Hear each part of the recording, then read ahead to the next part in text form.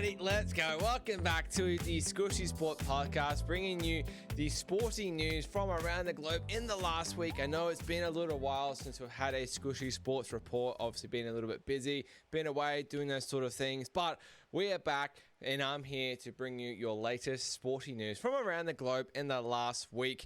Of course, if you missed yesterday's video, I reviewed the Ashes Game 1 between Australia and England, and reviewed the Pacific Championships games in men's and the women's as well. 3 great games that happened over the weekend. So if you are watching this one, got a bit of time after, flick over, go watch that review. I'll have plenty more coming. Obviously, tomorrow I'll have Red Zone report for week 9 as well, coming off another winning week as well. We are absolutely rolling through the NFL at the moment, halfway through the season. But for this episode, before we get started, of course, if you like the content, you like what you see, make sure to give me a big like and a subscribe as well to the channel. Give me a comment as well, what you think. Really does help the algorithm early on. Posting 3 times a week, Tuesday, Wednesday, and Thursday for you guys on my YouTube channel. Obviously, all out on Spotify and wherever you get your podcasts as well. All right, getting into this week's episode of the Skooshi Sports Report, I will bring you my Women's Player of the Week. We'll talk a little about rugby union, a little bit about cricket, and then we'll head into our baseball, American sports as well. So we'll talk a bit about baseball. The NBA has tipped off, and also the NHL has hit the ice since we've last recorded as well. But we'll kick off with our Women's Player of the Week, and this one... I had a couple choices. I had a choice between this fantastic lady. I was going to have a look at sort of Ariane Titmus as well. She's had a stellar career in swimming as well. She is now retired, an absolute Australian legend, especially in the pool when it comes to Olympics, Commonwealth Games, World Championships. She is retiring on a high, nice and young as well. Absolute good on her. Massive shout out to Ariane Titmus there. But my Women's Player of the Week, holy dooly, I could not go past this. Playing in India at the moment in the Women's ODI World Cup, and that is Alana King. They played South Africa in ODI in the last pool match just a few days ago. Alana King, she is a leg spinner, and she took figures of 7 for 18. Are you kidding? 7 wickets for 18 runs. It is the best figures in Women's World Cup history. They overtook 6 for 10 by Chucky Lord. That was the next best. I believe she was a Kiwi as well. And it's also the best figures by any Australian woman as well in cricket as well in ODI. So that beat Elise Perry. She went 7 for 22 in the 2019 Ashes. But 7 overs, 7 wickets, 18 runs, 33 dot balls that is just insane. 33 out of a possible 42. 7 for 18. It's just absolutely bananas. I watched the highlights as well. She was just bowling it just terrifically, obviously. Few of them were bowled just clean, middle of the stump. Just so good to watch. Coming into the summer of cricket, which is super exciting. Australia now play India in the semi-final of that World Cup. I believe England play South Africa. We'll touch a little bit on cricket later on. But massive shout out to Alana King, my Women's Player of the Week for the Skooshi Sport Podcast. Heavily deserved, as I said, taking 7 for 18 in a World Cup match. It's just absolutely insane. So massive credit to her. Moving on to talk about, we'll start off our first sport, talking about a bit of rugby union. So we've had obviously a few weeks break after the Rugby Championship with South Africa won, New Zealand retaining the Bledisloe Cup. The squad for All Blacks got announced a couple of weeks ago, and obviously Australia as well to head over to their Northern Tour. Australia had a warm-up match kind of thing against Japan just a weekend gone. They pretty much played their B side. They won only by about 5, but very good effort by Japan. But now the real deal, end of year tour, heading to the Northern Hemisphere, starts right this weekend. In Australia, they first play England at Twickenham, also known as Allianz Stadium, I believe these days. I'll always call it Twickenham Stadium. It's what I grew up with. Australia, they have, I believe, have four matches on this tour. So they kick it off in England. That is going to be a really good game, I think. England are 9.5-point favourites, but I actually think it's very generous for England. Obviously, Australia played the Lions early this year, so they'll sort of have a few familiar faces that they are used to playing in that series. That would be a cracking game, I think. Australia played there last year. They also won there at Twickenham, 42-37. Holy overs in that game, 79 points. Could we see something similar? Aussie have been playing really well this year. I have to see what their team will be looking like near the end of the week. I say a red hot chance in that game. 9.5 seems very generous considering what I've seen from the Wallabies this year. And then for the All Blacks, of course, I'll cover the All Blacks if you see the jersey behind me. We kick off our Northern Tour. We're actually in the US at the moment, so we're not playing the USA. We're actually playing Ireland in Chicago. That's in Australia here. It's Sunday morning, 6 a.m. in Queensland or 7 a.m. in Sydney. This is not the first time we've played in the US. We've played a couple times in Chicago before at Soldier Field. We've actually played Ireland before in Chicago. We lost in 2016. It's the first time we ever lost to Ireland, ever. I remember watching this and I was just distraught watching it. 40-29 they beat us, so even beat us by more than a try. They absolutely outplayed us on that day. I don't forget that game. But Ireland have come leaps and bounds since that win. Not just beating New Zealand, but obviously achieving a bit more as well. They even came to New Zealand 3 years ago in 2022. I remember we beat them in the first test at Eden Park, and then they beat us in Wellington, or beat us in Dunedin, and then beat us in Wellington to win the series in 2022. It was the first time we've lost a home series, I think, ever. It was absolutely incredible scenes.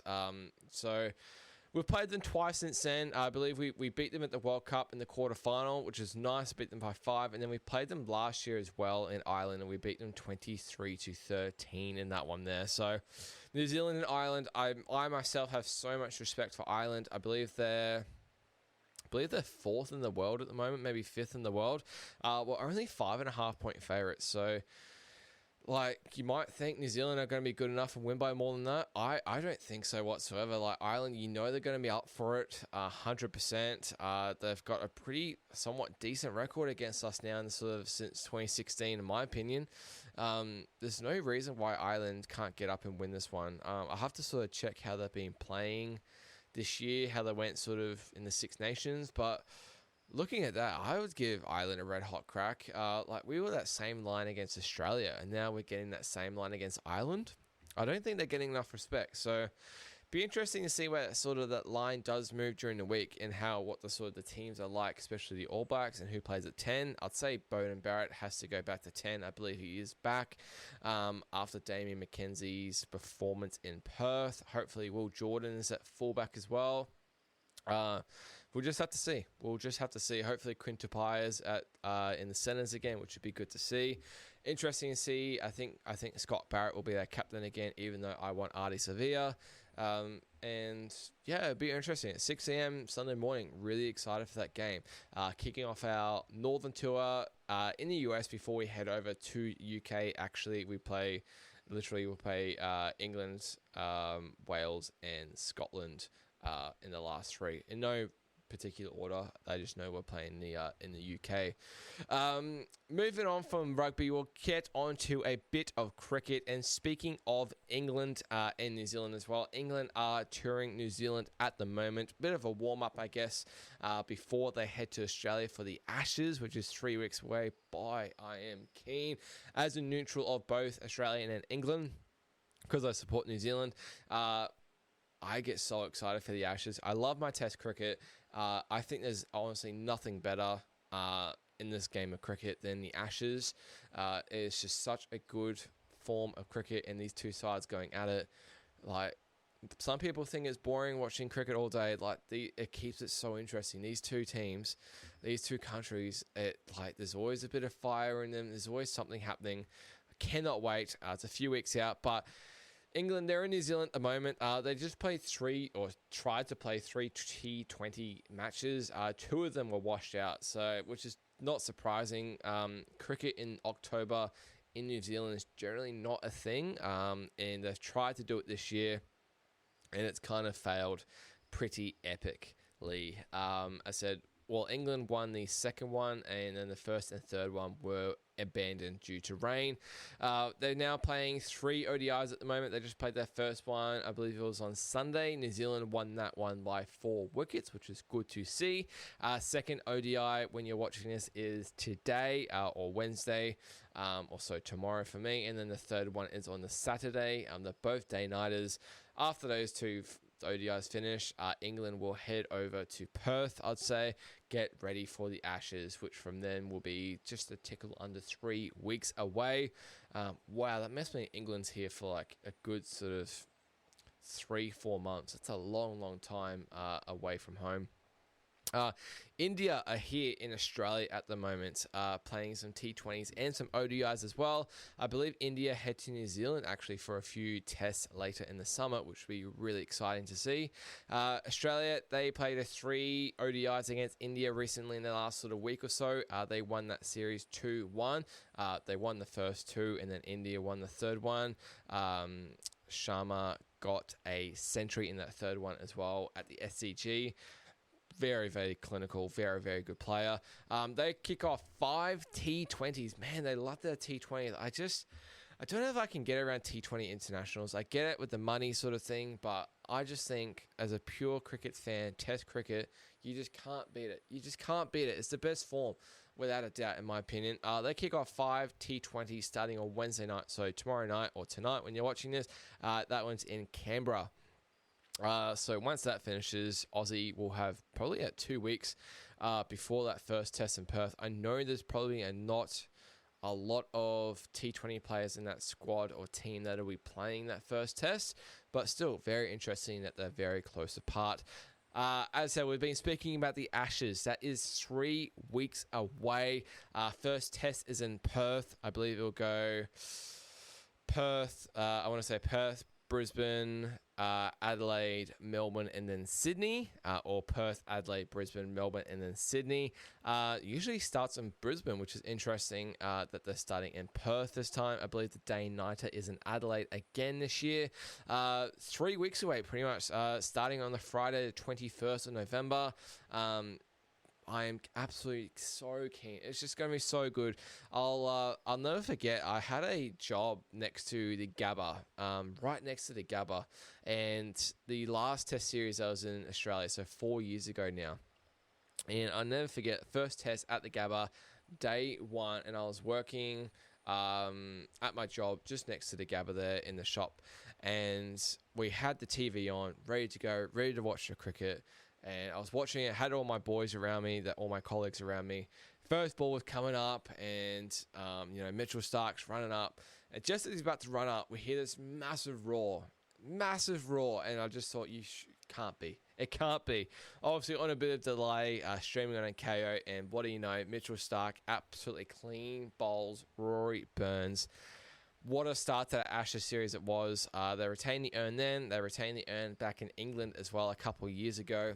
They'll be looking to do the same thing. It's very hard to win it away from home soil. I would probably be backing Australia yet again to retain the urn. But they're going to be doing it without Patty Cummins pretty much definitely in the first test. And then going to be seeing what it's like for the second, obviously going from there for in the future. So obviously Pat Cummins, the captain of the Australia cricket team, probably the best bowler in the world, definitely up there, easily top 5. He's going to be a huge loss for this Australian team, absolutely huge loss. Whether Steve Smith goes to captain, I'd say he will. I can't think of anyone else who would. No Paddy Cummins, big miss. I'd say Scott Boland comes into the bowling attack, so you still got your usual core. It's been around for ages. So you're going to have Scott Boland, you're going to have Mitchell Stark, you're going to have Josh Hazlewood, you're going to have Gaz there as well. You're going to have Alex Carey behind the stumps, pretty much standard side it has been for a while. Whether they go with sort of Cam Green or whether they go with Mitch Marsh, going to be a different story. Whether they go Sam Constance to open the batting. I think Labuschagne, I think he's under a bit of pressure, although he's played quite well in Sheffield Shield this year. Going to be so interesting. I cannot wait. Haven't looked too much into the England team or who's going to be sort of touring over here and who's going to be playing the test. But we'll definitely find out in definitely a couple weeks or so. Cannot wait. Touching on the women's, obviously we spoke about Alana King before with the Women's ODI World Cup in India at the moment. So that's just coming into the semi-finals now. 8 teams. All in one pool. You play your round robin, so they play 7 games each, one against all each other. And then the top 4 out of those 8 advance to the semi-finals. 1 versus 4, 2 versus 3. Winner of those semi-finals play each other in the final. Nice and simple. You get it? Sweet. So Australia, they finished top of the pool. They pretty much had six wins out of the 7, and then the other one was actually no result. It was so abandoned due to rain. So they haven't lost yet, and now they play India in the semi-final in India, which is going to be huge. England finished second on that table. They finished 6-1. Their only loss was to Australia, as you probably would have figured out. They finished second. They now play South Africa in the other semi. So England finished second, South Africa finished third, and then India finished fourth on that table. I know that last game against Bangladesh was abandoned due to rain as well, but it didn't seem to matter. They were making the top 4 anyway. There's absolutely anyone's in that World Cup there, whether Australia or India. That's almost like the final there, in my opinion. I believe Australia have a couple players back for that semi as well, which is going to be good for them. Going to be very exciting. Can Alana King back up her 7 for 18? We'll see. We'll definitely see. Speaking of ladies' performances as well, I'm going to touch a bit on a golf as well. Massive congratulations to the Aussie ladies. They've won the Hanwha Life Plus International Crown. That was just played in Korea in the last sort of weekend. That is a teams event, which is really cool. Obviously, we've just had the Ryder Cup just being played. And now the women's have sort of had a little bit of a different sort of tournament, but with countries involved and sort of a match play format as well, which I love to see. I want to see more of it, not that we probably will. So the Aussie team consisted of Minjee Lee, Hannah Green, Grace Kim, and Steph Kyriakou, all been playing on the LPGA Tour this year, all been playing really bloody well as well. I think they're also top 50 in the race to CMB standings at the moment, which is so good for Australian golf. How that format works in this tournament is similar to, well, not similar to the World Cup of the cricket, but 8 teams. You've got 2 pools of 4 in this one here. So in Pool A, there was the US team, the Australian team, you had a Thailand team, and you also had a China team as well. Pool B consisted of Japan, South Korea, Sweden, and then you also had a Worlds team as well. So like sort of New Zealand, England, that sort of thing. I know Lydia Ko was there representing New Zealand in the world team, Charlie Hull from England. So within your pool, you play a round robin. So you have, it was over 4 days. So day 1, 2, and 3, you play your round robin. You play against other teams in your pool. In that match there, I believe you just do, I think it's 4 singles. You do 2 4-balls, essentially. 2 4-balls in those matches. So 2 pairings. 4-ball is just literally the best scoring player on the whole dictates your score for the team. So if I had a 4 and my partner had a 5, the score for our team would be a 4, and that's how the match play works from there. You just have to make the top 2 of your pool to advance to the semi-final. So the US actually smashed it in their pool. I believe they won like 5.5 matches out of a possible 6, which is epic. If you finish tied on the 18th, you do get a half point. Australia finished second in their pool, and then they smashed their semi-final. They beat the Worlds 2-1 in the semi-final. So it came down to the foursomes match. They won one single. So when it comes to the finals, semi-finals and the final, you go to a one foursomes match, one foursomes pairing, and then two singles matches. Foursomes is a partner thing and then alternate shot. So it's a bit of a tricky one because you're not playing sort of your own ball. You're playing every second shot. I've played it before. Very tricky format, very tricky to not say sorry to your partner and to obviously to trust your partner as well. So Australia beat the Worlds 2-1 in that semi. Their foursomes match went to 20 holes to decide who goes through to the final, and Australia pulled through in that one there.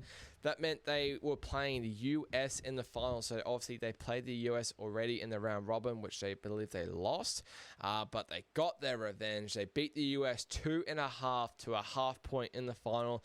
They won both singles, and then they halved the foursomes match, so the foursomes match did not matter in the end. They won both their singles. I believe it was Hannah Green and Minjee Lee won their singles, and then Grace and Steph paired up in the foursomes. So good to see for Australian golf. These ladies, they finished runner-up last year, I believe, or the year before. Now they won it. It was so good to see. The four of them together with the photo, holding the trophy and the crowns, is one of the best photos. It'll be my thumbnail, no matter, 100%. Such an awesome photo. So good for Australian golf and Australia women's golf as well. Quickly touch on the PGA Tour. Not too much happening. We sort of had the FedEx Fall Cup, FedEx Cup Fall events, sort of just starting the last time I did this episode.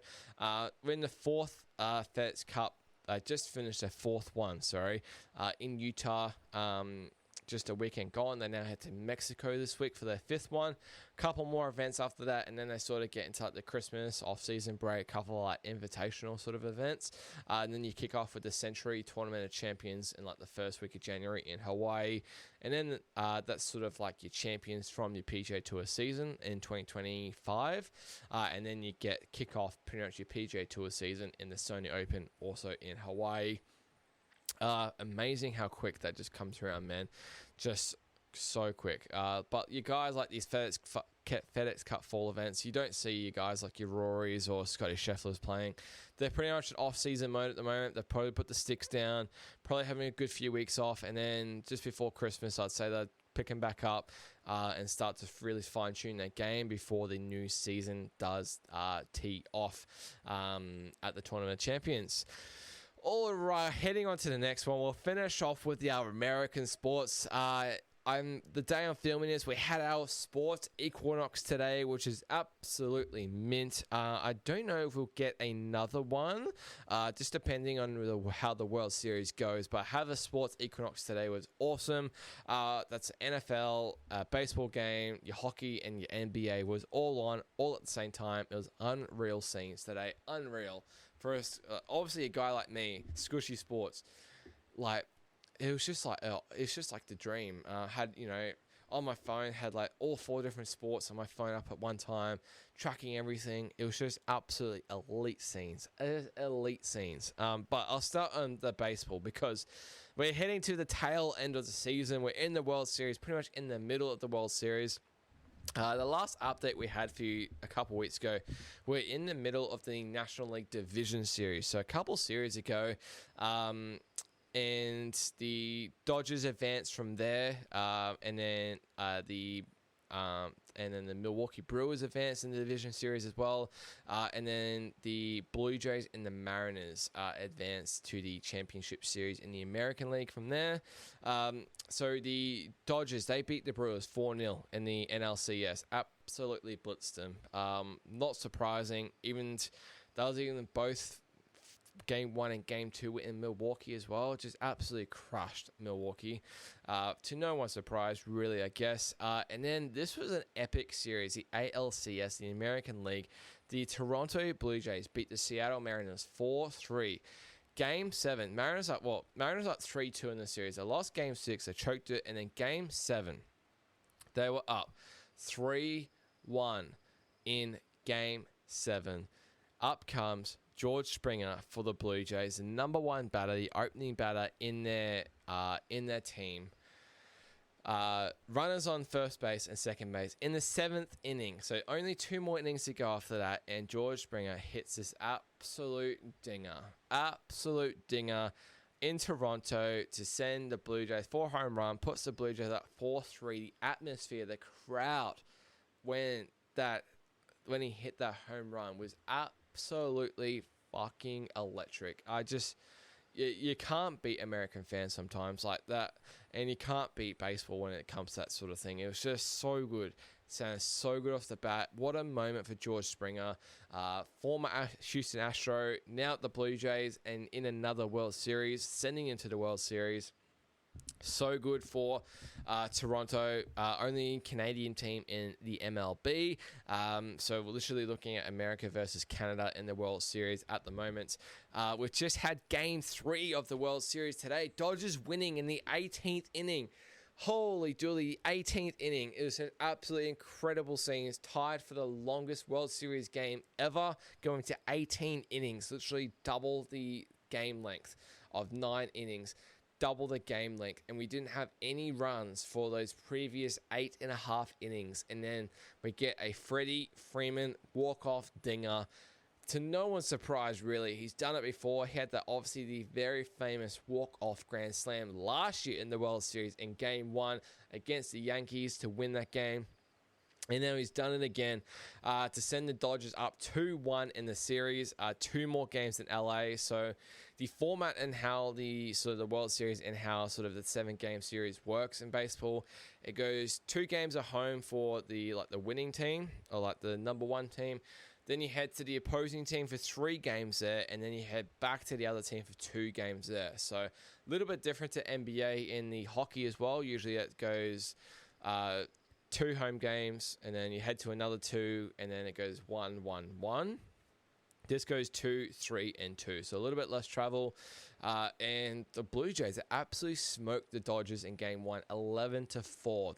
They put on about 6 home runs or something. Absolutely smashed them. Had a grand slam. Addison Berger, absolute scenes there.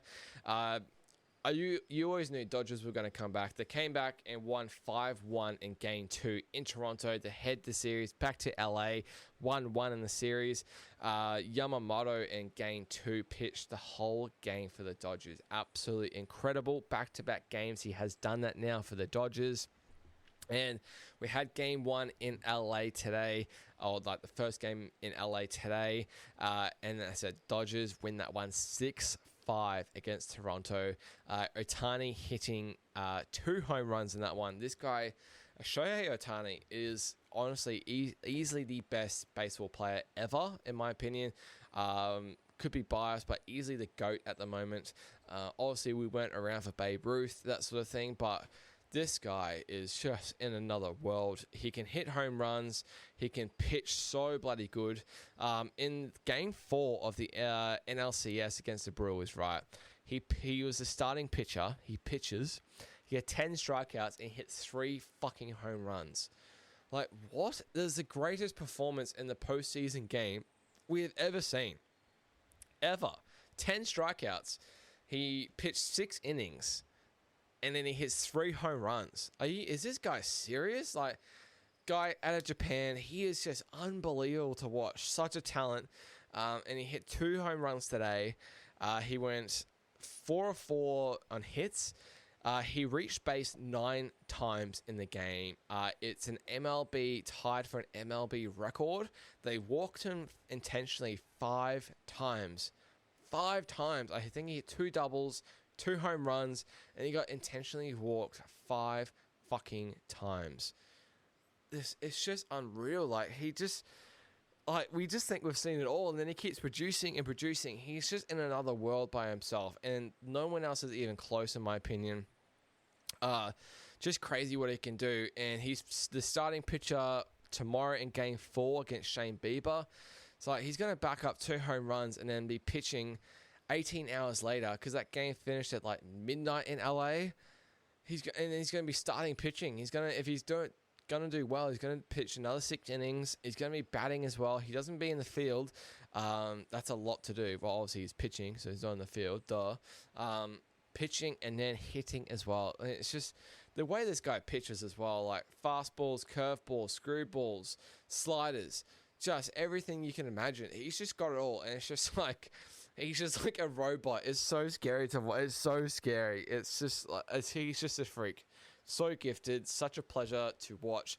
Feel so blessed to be alive in a time where this guy is around as well. You just feel like you won't see another guy like this in the baseball arena or sporting arena for a very, very long time. In special company, just by himself, really. He's just unbelievable. I think Dodgers will... I wouldn't be surprised if they won the next two games. They've not pretty much, but they should have the series wrapped up. It would make it super interesting. The Blue Jays won tomorrow to make it 2-2 with like 2 games left back in Toronto. But if it's 3-1 Dodgers, like that's a hard feat to come back from against the World Series champs already, going for back-to-back. You've got to be backing the Dodgers there. I had 4-2 in my mind pre-series. Honestly, it wouldn't shock me if it's 4-1. 4-2 is looking pretty likely, though. They may...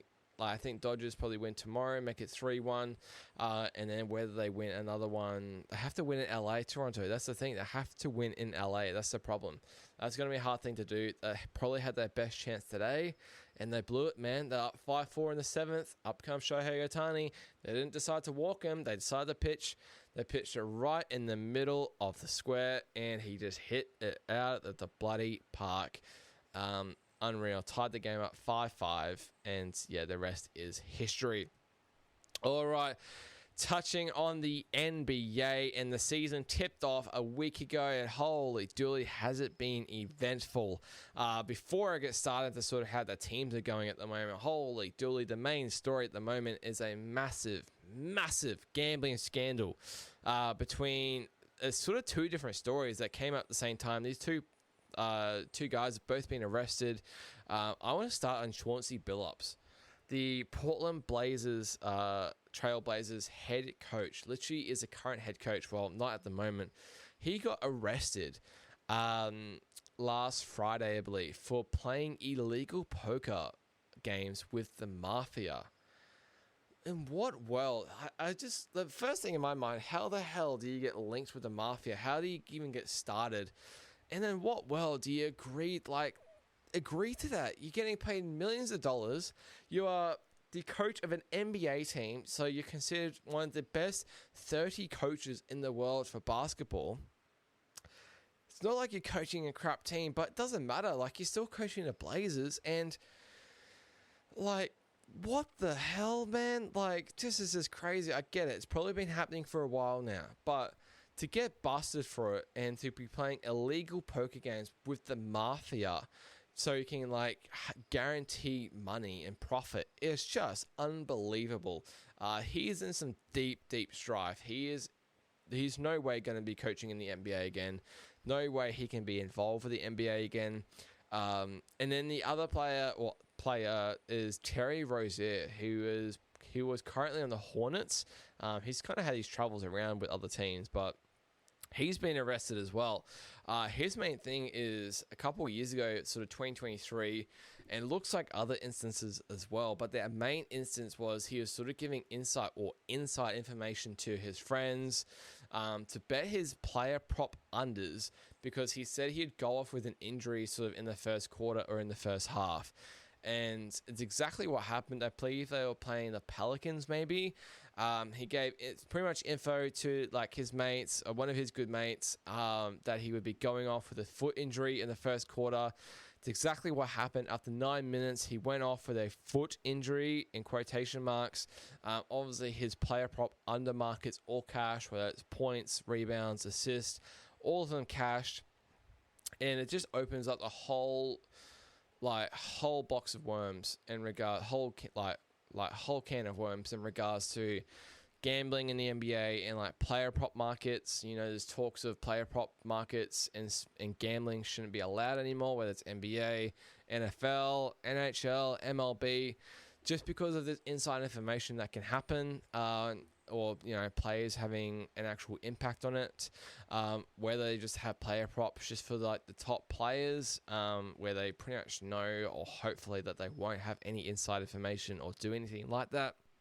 The NBA sent a memo out to all 30 teams last week after it, saying it's reviewing its injury policies and regarding to that sort of thing. because it's just interesting. Terry Rozier obviously goes off with a foot injury. Whether like the doctors look at him and say, yeah, he's got a foot injury, or whether he just says like, nah, I can't play anymore. I don't know the inside when it gets to that sort of thing, but it's got to be super interesting. And it just, as I said, opens up a whole can of worms when it comes to that sort of thing. Very, very interesting to see what happens with the NBA coming up. Adam Silver, the CEO, he must just be an absolute, just thinking, what the fuck at the moment, because the season is just tipped off, and this is one of the first stories that have come out on day 3, I think it was, of the season. Just crazy, crazy scenes. Anyway, that is a massive gambling scandal that's going on within the NBA, the association, at the moment. Speaking of some lighter stuff, the season is in full swing at the moment, which is really good to see. Season tipped off last Wednesday in Australia here. OKC, the defending champions, opened up the season against the Rockets. At home, they won in second overtime, which is crazy, crazy, crazy game. They won by 1, I think. And then Warriors also beat the Lakers that day as well. OKC starting hot. They're 4-0 at the moment. They beat Dallas on the road today. I believe they play the Kings back at home tomorrow. San Antonio Spurs are 4-0 as well, mostly thanks to Victor Wembanyama. This guy is an absolute alien. 7'5". He's just a freak. He's 7'5", but he can shoot threes. He's blocking crazy. His steals like crazy. He can rebound, obviously, because he's so fucking tall. This guy, he's second favorite for MVP at the moment. He's $3.75. I think I saw $15 preseason. He's come in straight away. I don't know if he can win MVP because the Spurs would have to go a long way in the season, probably almost make the Western Conference Finals for even him to have a chance, and maybe OKC slips up somewhere. SGA, Shai Gilgeous-Alexander, he's a clear favourite, $2.75 at the moment for MVP. That's pretty much what he was pre-season to win MVP. They started hot. He started hot. He dropped a 50-burger, I think, in Game 2. They're 4-0. They're probably going to be 5-0 after tomorrow. They're looking pretty good, the OKC Thunder. They're pretty clear favourites to win it all once again. Bulls and the Sixers, they're also 3-0, so there's 4 teams that are undefeated at the moment. Bulls and the Sixers have started hot as well. Sixers had a really good win, actually, today against the Magic, despite being banged up. They had no Joel Embiid, they had no Paul George, they had no Jared McCain. Still got the win by double digits against the Magic. And the Magic are not a bad team at all. They should be around, they definitely should be making playoffs.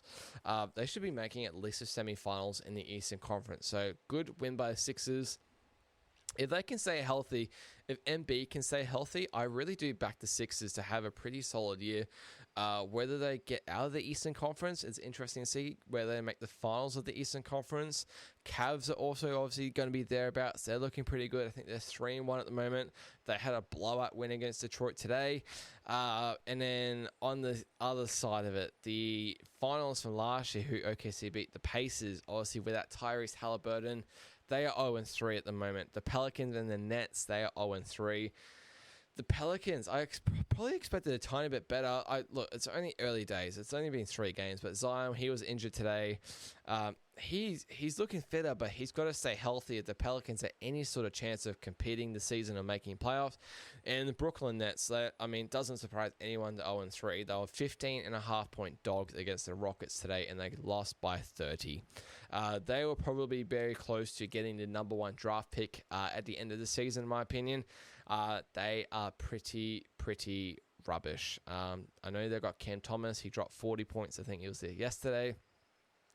They still lost to the Spurs by double digits. They are not good. They're not good, Brooklyn. And it's sad. They were good a few years ago when they had KD, they had Kyrie. They were literally felt like 1 inch away from making the Eastern Conference Finals. And now they're looking like easily a top 5 draft pick for the next NBA draft. As I spoke about MVP odds just before with Victor Wembanyama and Shai. So Shai's 275, Wembanyama's 375. It kind of feels like almost like a 4-person race at the moment. The Nikola Jokic is at $4.75, and then you got one of my favorite players, Luka Doncic, at $6.50. This is on Bet365. Luka, he didn't play today or yesterday for the Lakers, treating a little bit of an injury, but he's a freak. He had 40 points in both opening games for the Lakers. I believe the Lakers are 3-1 at the moment. Sorry, that'd be 2-2. Excuse me. They lost to the Warriors and then they lost to the Blazers today. Like, Giannis is at 13s, Anthony Edwards at 61s. Like, you probably can't count Anthony Edwards at 61s unless the Wolves go on an absolute run, unless he was to really riding up the side. Probably take them to the Western Conference Finals at worst. And then same with Giannis in the East. But I think there's a lot better teams in the East, in my opinion, like the Magic, Sixers, Cavs. Yeah, those sort of teams. Boston, they won their first game today. The Celtics, they're 1-3. Like, with them without Jason Tatum is like not that great. Being pretty disappointing. Jaylen Brown's not really doing a whole lot. Derek White's been pretty quiet. Just a little bit, Damian Lillard. He was on the Bucks. Excuse me. Just a bit quiet. I don't know how their season's going to go. Whether Tatum's going to even come back this season, coming off that Achilles in the playoffs. I don't know. At the moment, I'll probably say no. They're not going to make the playoffs. And if it's going to be no, then do they sort of kind of tank in a way to try and get a good draft pick? All right, and we'll finish off the episode with one of my favorite American sports, coming off the NBA, but opposite of the NBA, it feels like, and that is the National Hockey League, the ice hockey. I've absolutely really got into the ice hockey in the last couple of years. Really, I love watching it. It's such an awesome sport to watch. Obviously pretty hard to follow because there's 32 teams, a lot of sort of international players, a lot of defensemen, goalies, forwards, that sort of thing. But I'm trying my best to follow it along with every other sport that I do follow. And it's in full swing at the moment. A lot of the teams have played sort of at least sort of definitely at least 8 games at the moment, close to 10 games. And we're sort of seeing a couple surprises, and we're seeing like good and bad. I'm really surprised. The Utah Mammoth are absolutely killing it at the moment. They're on a 7-game win streak at the moment. They're top of the Western Conference. The Mammoth, they were the hockey club last year. They've just been obviously renamed now to the Utah Mammoth. The hockey club last year replaced the Arizona Coyotes in the National Hockey League, but they're absolutely cooking on offense at the moment. They're 4-0 at home. They've won the last 3 on the road, I believe. Like Like Dylan Gunther is just absolutely killing it at the moment for Utah. Scoring plenty of goals. They've the 8 wins, 2 losses. 8 of those wins have been 6 of those wins have been in regulation time. The other 2 in overtime. I said 4-0 at home, 4-2 on the road. They've scored 37 goals so far in 10 games, so nearly 4 goals a game. They have a plus 13 goal differential, and yes, that's 7 wins in a row. And like the last few games, they played the Wild. They're up 3-0 inside 5 minutes, and they played the Blues on the road before that, and they were up 4-0 inside 10 minutes. Logan Cooley, he scored like 5 goals in the last 2 games. It's just absolutely insane scenes to see. Colorado Avalanche, they're second in the Western Conference. They're looking pretty good. I don't even think they've looked that good by their standard either, which is so interesting. They literally lost 4 on the bounce. They started 5-1. Now they've lost 4 on the bounce. They've got a massive game against the New Jersey Devils tomorrow. And the New Jersey Devils, they're actually top of the league at the moment. They're 8-1. They have won 8 in a row. They lost their first opening game. I believe that was against Carolina, which was in Carolina as well. They're absolutely killing it at the moment. Out of those 8 wins, 7 of those have been in regulation. They actually just beat the Avalanche last game out in overtime. So before that, it was 7 regulation wins in a row. And now they play each other again. So that first game was in New Jersey, and now they play each other again tomorrow in Colorado, which is going to be a bit of a revenge spot for Colorado. I do like Colorado in that spot, but expect the teams are sort of at the top, like Colorado, Vegas, Golden Knights. I expected them to be up there. Expected the Jets to be good. The Kings, Dallas are going okay as well. a team like the Kraken, they're kind of surprising me early on. They're not meant to be sort of anywhere near that. They have huge odds to make the playoffs this year. They're currently 5-2-2, so those other two losses are overtime losses. They're looking pretty good. They've won a couple on the road now as well, a couple games in a row. A bit of a weird team at the moment in the Western Conference is the Edmonton Oilers, the back-to-back Stanley Cup finalists, obviously losing both to the Florida Panthers. They started 4-4-2. They lost their last two, and those 4 wins that they've had, they've just looked in like a bit of a funk. They're just not looking like the Oilers that we know, whether they always seem to start slow in their season. They have a differential of -3 at the moment. They're just looking a little bit, it's strange. Connor McDavid hasn't really got into his gear at the moment. Leon Draisaitl, don't really trust Stuart Skinner, their goalie. But once they do get cooking, they've got a wicked team like Connor McDavid, Leon Draisaitl, Nugent Hopkins, Evan Bouchard as well. There are some very talented players on this team. I have no doubt Edmonton will be fine, just starting a little bit slow. Calgary Flames, they are sitting at the bottom, which is a tiny bit surprising. Like they won their opening game and then they lost 7 on the bounce, and then they just beat the Rangers 5-1 yesterday.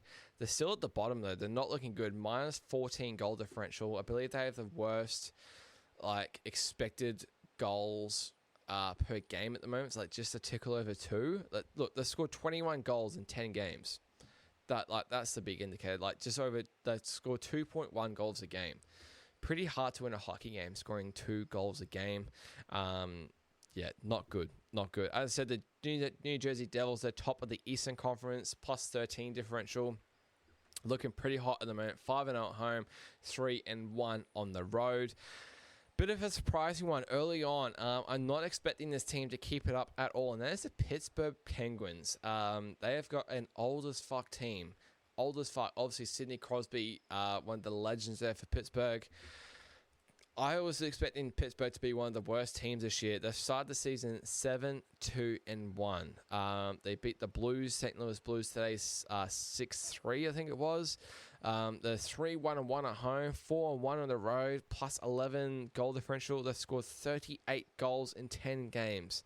It's a lot of fucking goals. Their attack is looking really good. Their defense is a tiny bit questionable. There are very high scoring matches at the moment between Pittsburgh. Trust me when I say this, Pittsburgh will not hang around though. Once they start their downfall, they will start their downfall and you will know about it. Canadians, I expect them to be up there. Hurricanes, Capitals, also expect to be up there. Bit of a weird one, the Florida Panthers. Spoke about them a few weeks ago before the season started, and their captain, Alexander Barkov, he's injured for a lot of the regular season. Matthew Tkachuk is expected to come back in the new year. Started a little bit slow, which is probably expected considering their injuries. Maybe a Stanley Cup hangover, back-to-back champions. Started 5-5, 4-1 at home. It's really struggling on the road though. 1-4 on the road. -3 goal differential. They just shut out Vegas though, 3-0, which is pretty good to see. They play the Ducks at home tomorrow. I probably expect them to win that one. Florida will be fine. I think they just need, honestly, their mentality is just to make the playoffs, and then they can win anywhere. They've won back-to-back Stanley Cups. They can win anywhere. They know they can win anywhere. They're probably going to have Barkov back for that. They're probably going to have Tkachuk back and healthy. If they're healthy around that time, there's no reason why they can't win 3 in a row, honestly. And then the Leafs are struggling at the moment. They're 4-4-1. They're looking very lifeless at the moment. They've got a big game, I believe. Who do they play tomorrow? That is not coming to my head at the moment. I believe, I don't know. I forgot who they play tomorrow. Excuse me. Maybe it's the Jackets. They're looking pretty questionable as well, the Leafs at the moment. Big surprise for me is 2 teams, and one's in Florida, one's in New York. The Tampa Bay Lightning, they started super slow, 3-4-2, not looking good. 2-3 at home. They've won their last 2 as well, so they started 1-4-2. I've expected way better from the Lightning. I think they'll be okay once they start get going. I think they will go in a bit of a roll. You've got a good team there. You've got Nikita Kucherov. You've got Vasilevsky in goal.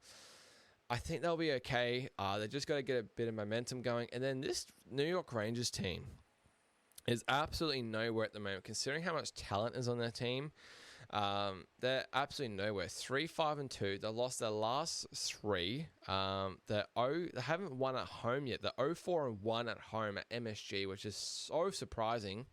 They just got smacked by the Flames, which is the worst team in the league at the moment. And now they've got a big game against Canucks tomorrow on the road in Vancouver. They're looking nowhere at the moment. Zibanejad and co, like Shesterkin, just not looking the goods at the moment. Maybe they can get on a roll and make the playoffs still. I don't know. Early signs is definitely no. And then no surprises to me is the Boston Bruins at the bottom of the East. They're generally known to be good, but just in the last couple of years, they just lost a couple of their good players, and they're just sort of fading away. Lost Brad Marchand last year, which is a huge loss for them, to Florida. 4-7 at the moment.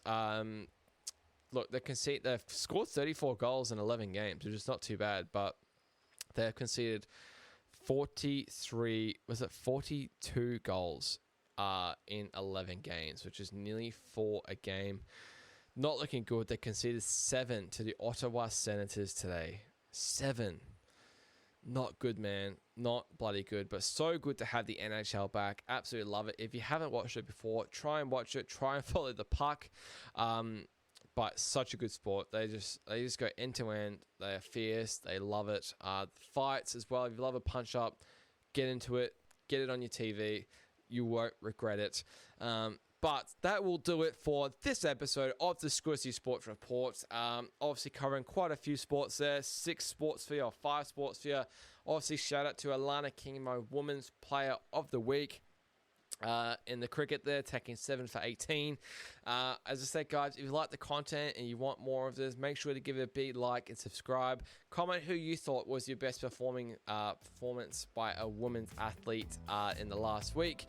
And what you're thinking of the NHL or NBA season so far. What do you think of this gambling scandal? Obviously, my Red Zone report for week 9 is out tomorrow morning. Looking to continue on a roll there. But otherwise, guys, thank you so much for tuning in. I will see you next time, and cheers.